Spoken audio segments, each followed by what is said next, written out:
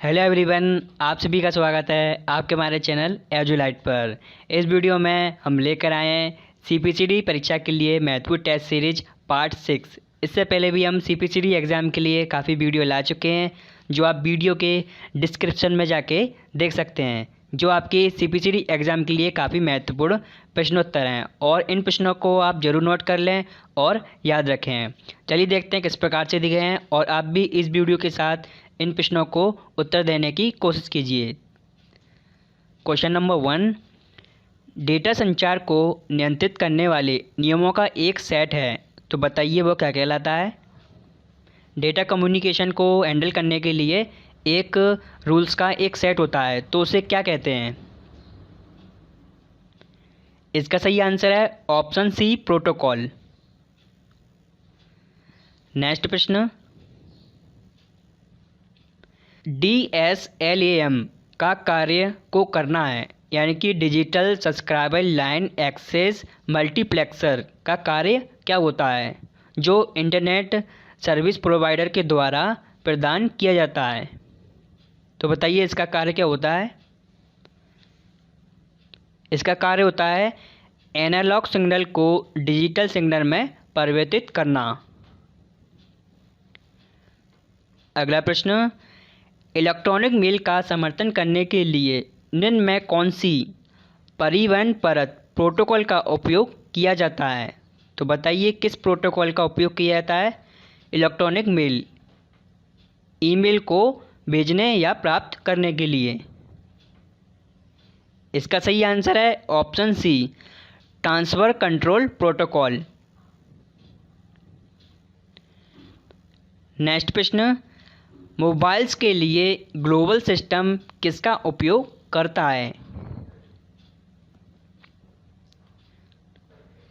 इसका सही आंसर है option A, narrow band TDMA, time division multiple access. अगला प्रश्न, वेब डॉक्यूमेंट किस में लिखे जाते हैं, यानी कि जो वेबसाइट में जो वेब पेज होते हैं या वो ब्लॉग होते हैं, तो वो किस में लिखे जाते हैं। इसका सही आंसर है ऑप्शन ए, HTML hyper text markup language में लिखे जाते हैं वेब डॉक्यूमेंट। नेक्स्ट प्रश्न, पावर पॉइंट वर्ड में प्रत्येक टैब में विभाजित होते हैं, यानी कि पावर पॉइंट और वर्ड में जो टैब होते हैं या मेनू होते हैं वो किस में विभाजित होते हैं। इसका सही आंसर है ऑप्शन बी, ग्रुप में विभाजित होते हैं। प्रत्येक ग्रुप में प्रत्येक कमांड होते हैं। Next question, power point MS office के निम्नलिखित ऐड इन सॉफ्टवेयर में से कौन सा डेटा प्रदर्शित कर सकता है, यानी कि MS ऑफिस के जो ऐड इन ऑप्शन होता है उसके द्वारा हम इन चार ऑप्शन में क्या क्या जोड़ सकते हैं। ऑर्गेनाइजेशन चार्ट ये भी बना सकते हैं, फ़ोटो एल्बम ये भी ऐड कर सकते हैं, एजुकेशन एडिटर ये भी ऐड कर सकते हैं। तो इसका आंसर होगा ऑप्शन डी, ये सभी। नेक्स्ट क्वेश्चन, एक फाइल जिसमें रेडीमेड शैलियाँ होती हैं जिन्हें एक प्रस्तुति के लिए इस्तेमाल किया जाता है, यानी कि रेडीमेड शैलियाँ, इसका मतलब होता है कि एक प्रकार का कंप्लीट फॉर्मेट होता है वो, जिसमें प्रेजेंटेशन आसानी से प्रस्तुत कर सकते हैं। तो वो क्या होता है बताइए चार ऑप्शन में। एनिमेशन होता है, या फिर विजार्ड होता है, ऑटो स्टाइल होता है, या टेम्पलेट होता है। इसका सही आंसर है ऑप्शन डी, टेम्पलेट।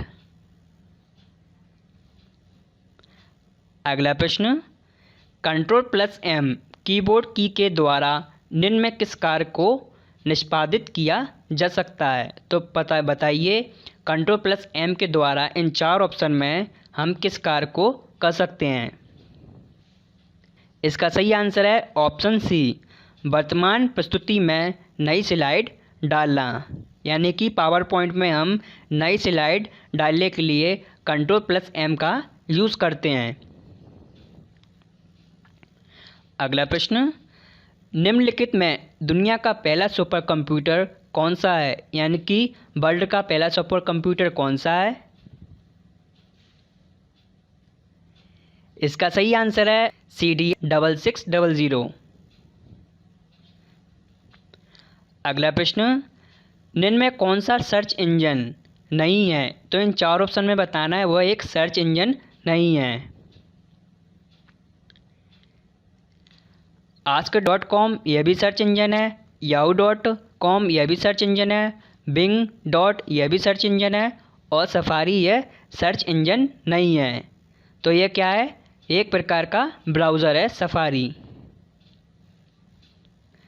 अगला प्रश्न, कंप्यूटर कीबोर्ड के संदर्भ में निम्न में कौन सा वाक्य असत्य है? तो बताइए, जो कंप्यूटर कीबोर्ड होता है उसके संदर्भ में कौन सा वाक्य असत्य है? QWERTY कीबोर्ड सबसे आम कीबोर्ड लेआउट है, यह भी कथन सत्य है। इसमें कुल फंक्शन कुंजियों की संख्या 12 होती है, यह भी कथन सत्य है।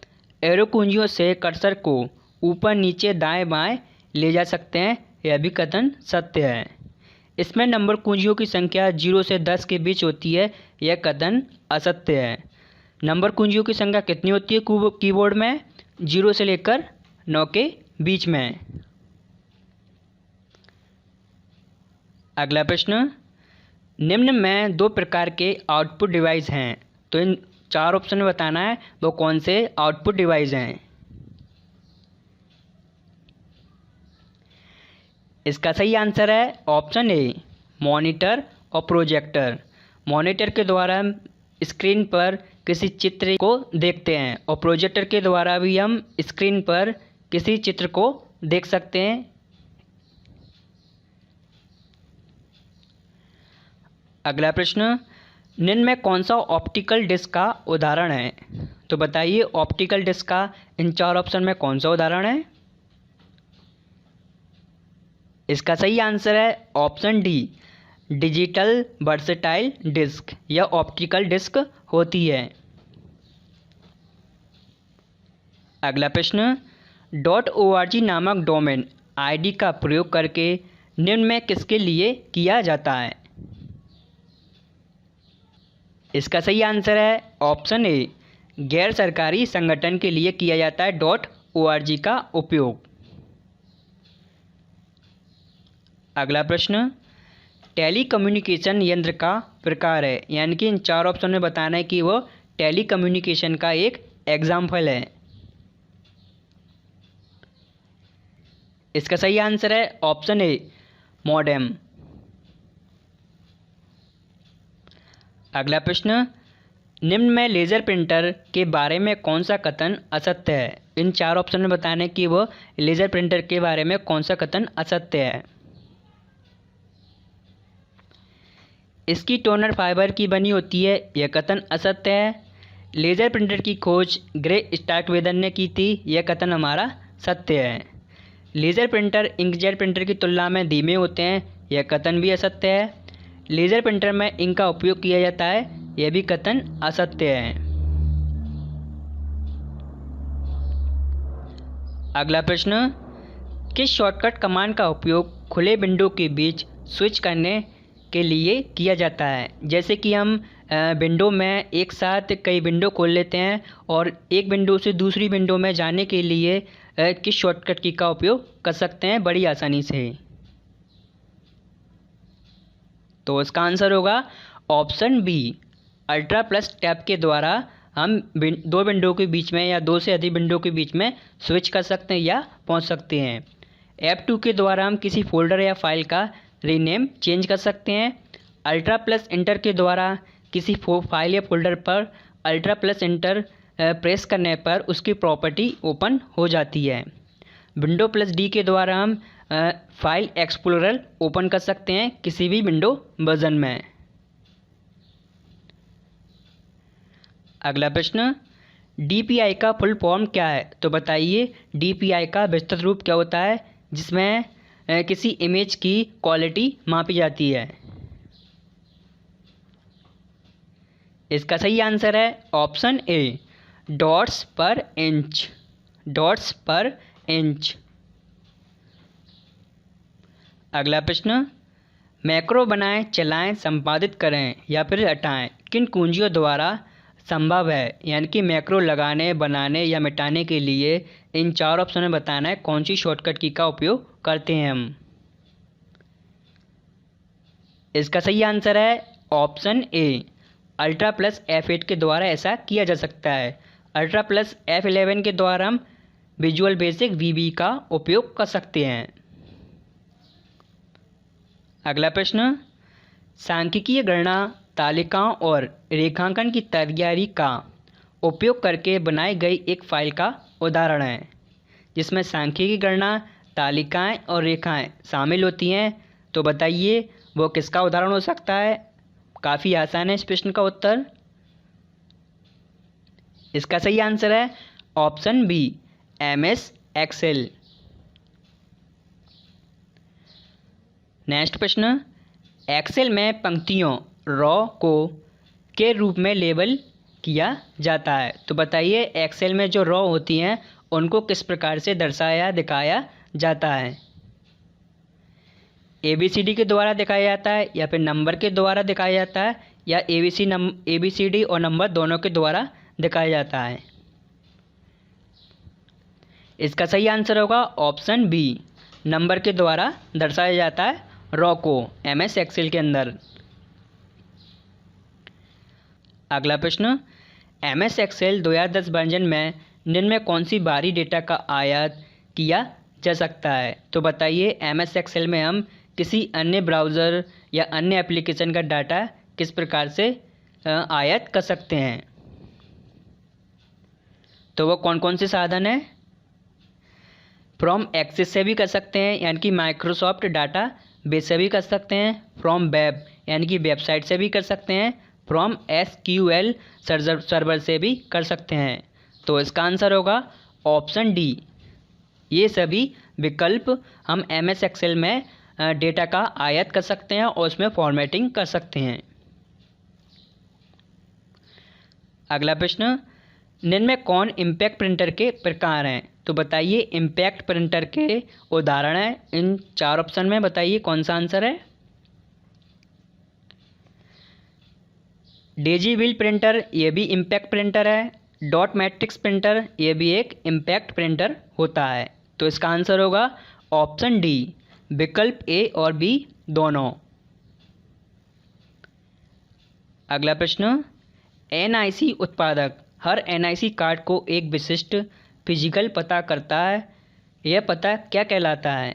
तो बताइए जो NIC कार्ड होता है, नेटवर्क इंटरफेस कार्ड, तो वह क्या कहलाता है, कौन सा एड्रेस कहलाता है। वो मीडिया एक्सेस कंट्रोल एड्रेस कहलाता है, मैक एड्रेस। अगला प्रश्न, वे संदेश जो किसी विशिष्ट वेबसाइट पर यूज़र की गतिविधियों की जानकारी रखते हैं तो वह कहलाते हैं। जैसे कि हम कोई वेबसाइट ओपन करते हैं, वेबसाइट ओपन करने के बाद वो हमारी कोई फॉर्म फिल करते हैं तो वह पूरी जानकारी ऑब्जर्व कर लेता है। तो वह टूल क्या कहलाता है, या फंक्शन सर्वर कहलाता है, या फिर मेल्स कहलाता है, या ऑटोफिल कहलाता है, या फिर कुकीज़ कहलाता है। इसका सही आंसर है ऑप्शन डी, कुकीज़ कहलाता है वो। अगला प्रश्न, अनुदेशों का सेट जो कंप्यूटर को क्या करना है यह बताता है उसे तो वो क्या कहते हैं। तो बताइए इंस्ट्रक्शन का वो एक प्रकार का सेट होता है, वो कंप्यूटर को पहचान कराता है कि क्या करना है। तो वह कहलाता है ऑप्शन बी, प्रोग्राम कहलाता है। अगला प्रश्न, किस ऑपरेटिंग सिस्टम में उपयोगकर्ता एक साथ कई कंप्यूटर ऑपरेट कर सकता है। तो बताइए एक साथ कई ऑपरेट कर सकते हैं कंप्यूटर को, किसके द्वारा कर सकते हैं वह। इसका सही आंसर है ऑप्शन ए, टाइम शेयरिंग के द्वारा हम ऐसा कर सकते हैं। अगला प्रश्न, MS वर्ड में किसी लेटर या नंबर में सुपर स्क्रिप्ट लगाने के लिए हम किस शॉर्टकट की का उपयोग करेंगे। यानी कि किसी लेटर या नंबर में शॉर्टकट की के द्वारा सुपर स्क्रिप्ट लगाना चाहते हैं। सुपर स्क्रिप्ट का मतलब x की पावर 2 यह सुपर स्क्रिप्ट होती है। तो इसे लगाने के लिए MS वर्ड में किस शॉर्टकट की का उपयोग करेंगे? इसका सही आंसर है option B, control plus shift plus plus के द्वारा सुपर स्क्रिप्ट लगा सकते हैं। कंट्रोल प्लस इक्वल के द्वारा हम सब स्क्रिप्ट लगा सकते हैं और कंट्रोल प्लस क्लोज ब्रैकेट के द्वारा हम किसी फ़ॉन्ट का साइज़ 1 पॉइंट में बढ़ा सकते हैं। कंट्रोल प्लस ओपन ब्रैकेट के द्वारा किसी फ़ॉन्ट का साइज़ 1 पॉइंट में घटा सकते हैं। अगला प्रश्न, निम्न में MS वर्ड के पेज साइज़ के संदर्भ में वाक्य सत्य है। यानी कि जो MS वर्ड का पेज का साइज़ होता है तो उसमें पेज के साइज़ के संदर्भ में इन 4 ऑप्शन में कौन सा कथन सत्य है? लेटर पेज का साइज़ कितना होता है? 8.5 इंटू 11 इंचेस, यह कथन सत्य है। A4 साइज का पेपर का साइज़ कितना होता है? 8.27 इंटू 11 69 इंचेस, यह भी कथन सत्य है। टेबलॉइड साइज यानी कि टेबलॉइड एक प्रकार का पेपर होता है, पेपर का साइज होता है और इसका साइज़ कितना होता है इंच में? 11 इंटू 17 इंचेस, यह भी CPCD एग्ज़ाम में पूछा जा चुका है यह प्रश्न। तो इसका सही आंसर होगा ऑप्शन डी, ये सभी। अगला प्रश्न, वर्ड की टेबल में विभिन्न श्रेणियां हैं जैसे छात्र का नाम, छात्र का उपनाम आदि के अंतर्गत आते हैं। यानी कि टेबल के अंदर जो हम श्रेणी बनाते हैं, जैसे कि हमने लिखा एक श्रेणी में छात्र का नाम और दूसरी श्रेणी में छात्र के उप का नाम, तो उपनाम तो वो किसके अंतर्गत आता है? कॉलम रो के अंतर्गत आता है, फील्ड के अंतर्गत आता है या फिर वैल्यू या फिर डाटा टाइप? बताइए, इसका आंसर काफ़ी आसान है, इसके अंतर्गत आता है फील्ड के अंतर्गत।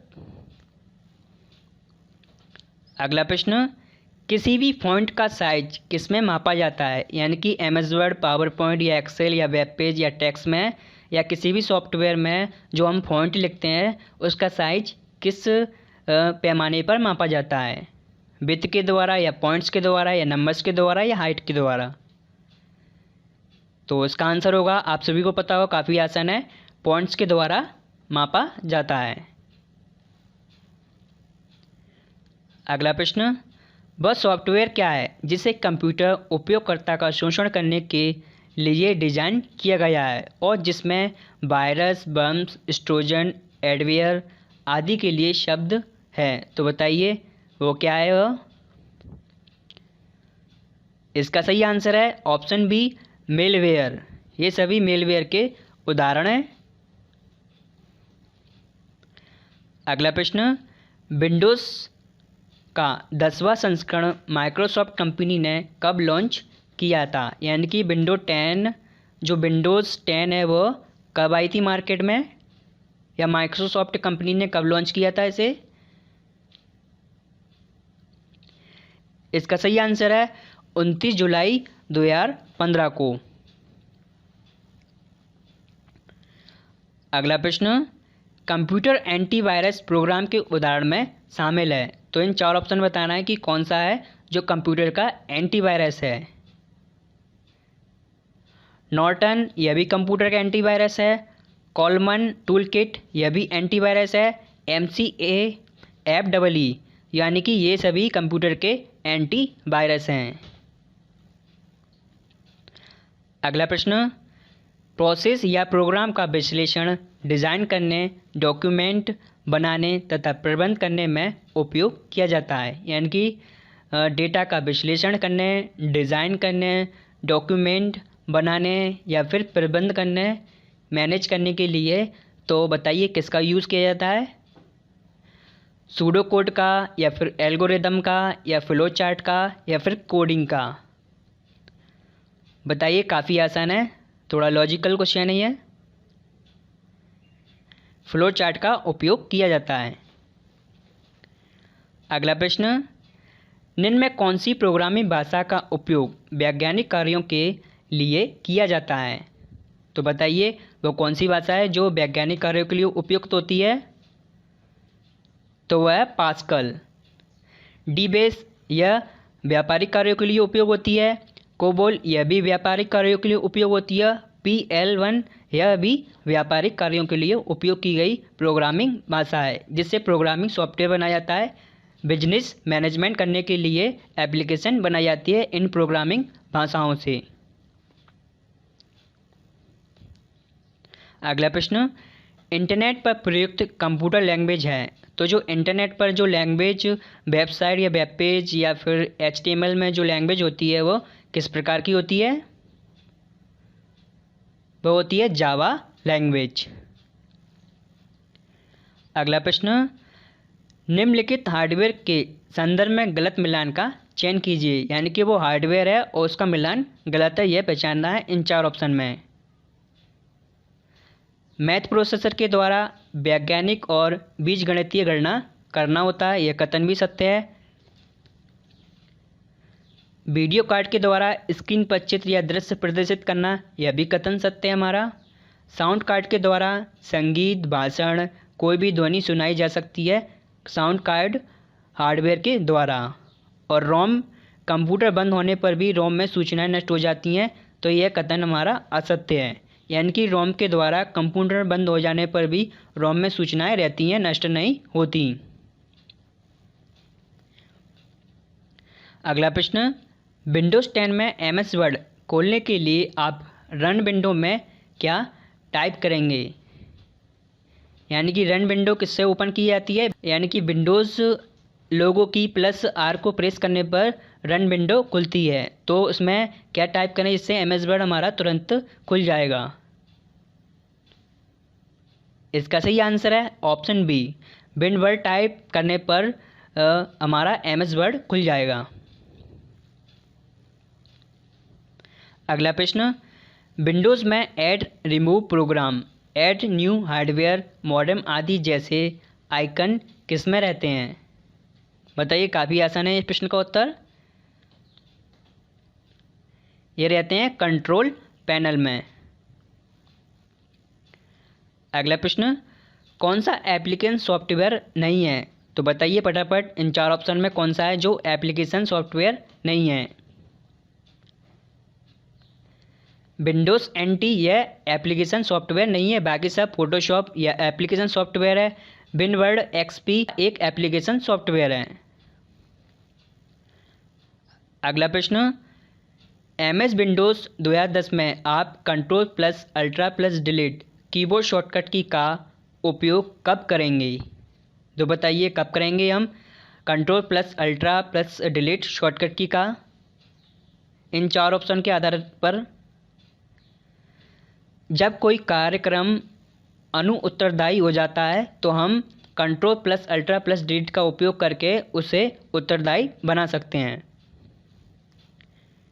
अगला प्रश्न, यदि आप अपने इनबॉक्स से किसी संदेश को निकाले बिना हटाना चाहते हैं तो बटन का उपयोग करेंगे। डिलीट किए बिना हटाना चाहते हैं तो वह किसका उपयोग करेंगे? इसका उपयोग करेंगे ऑप्शन बी, आर्चिव का। अगला प्रश्न, जीमेल से साइन आउट करने के लिए आपको सबसे पहले पर क्लिक करना होगा। तो बताइए जीमेल को हमें साइन आउट करना है तो सबसे पहले किसे क्लिक करेंगे? कॉन्टैक्ट्स को या फिर रिप्लाई को या फिर अपने नाम या प्रोफाइल आइकन पर क्लिक करके या फिर कंपोज पर क्लिक करके? तो बहुत ही आसान है इस प्रश्न का उत्तर, अपने नाम या आइकन प्रोफाइल पर क्लिक करके जीमेल साइन आउट कर सकते हैं। अगला प्रश्न, यदि आप अपनी पावर पॉइंट फाइल को PDF में बदलना चाहते हैं तो निम्न में किस फाइल एक्सटेंशन का उपयोग करेंगे? तो बताइए फाइल एक्सटेंशन का क्वेश्चन है यह। इसका सही आंसर है ऑप्शन बी, .pdf का चुनाव करेंगे। जब हम पावर पॉइंट में प्रेजेंटेशन तैयार कर लें तो उसे सेव एज में जाके .pdf को चुनाव करेंगे, वह हमारी प्रेजेंटेशन PDF में परिवर्तित हो जाएगी। अगला प्रश्न, निम्नलिखित में से कौन सी फाइल आधुनिक माइक्रोसॉफ्ट वर्ड फाइलों के लिए उपयोग की जाती है? तो बताइए वो कौन सी फाइल एक्सटेंशन का नाम है जो आधुनिक माइक्रोसॉफ्ट वर्ड के लिए यूज़ की जाती है? इसका सही आंसर है ऑप्शन डी, .docx।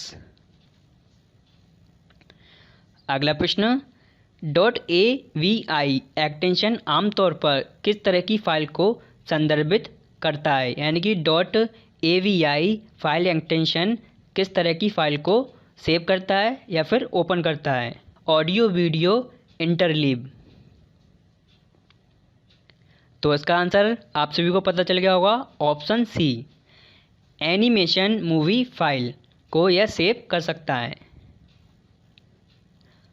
अगला प्रश्न, NIC नेट का विस्तृत रूप क्या है। तो बताइए NIC नेट का फुल फॉर्म क्या है इन चार ऑप्शन में। पढ़ लीजिए इसको अच्छी तरीके से। इसका सही आंसर है option D, national information centre network.